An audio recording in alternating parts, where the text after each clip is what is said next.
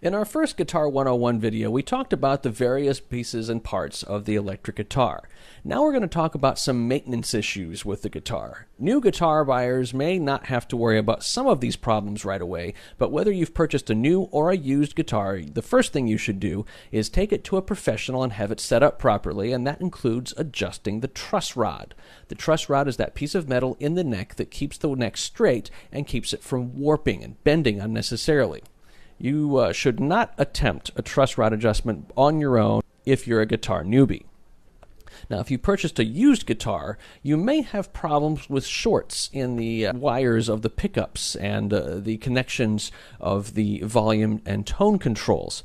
If your guitar is shorting out, take it to a guitar professional and have those shorts diagnosed. Another problem you can have is with the tuning assembly. If you've got a used guitar and those tuning pegs just aren't tuning properly, you're turning and turning and turning and turning, and they're just not tuning up. As long as it's not a problem with the way you have put the guitar strings into those little holes, you may have to have those tuning pegs replaced. That white piece of plastic at the top of the neck called the nut is glued in, and on an older guitar, that glue can go bad and the nut starts to slip and slide around, and you may have to have the nut replaced if the nut has been excessively worn out or if the glue is bad.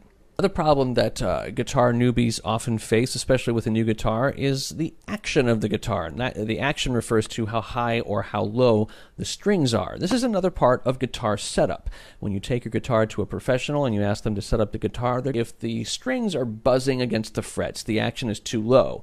And if the strings are forcing your hands to clamp down in order to play those chords properly, your action is too high. Tell your guitar tech what you want. You may wish to ask your guitar tech to show you how to do that yourself.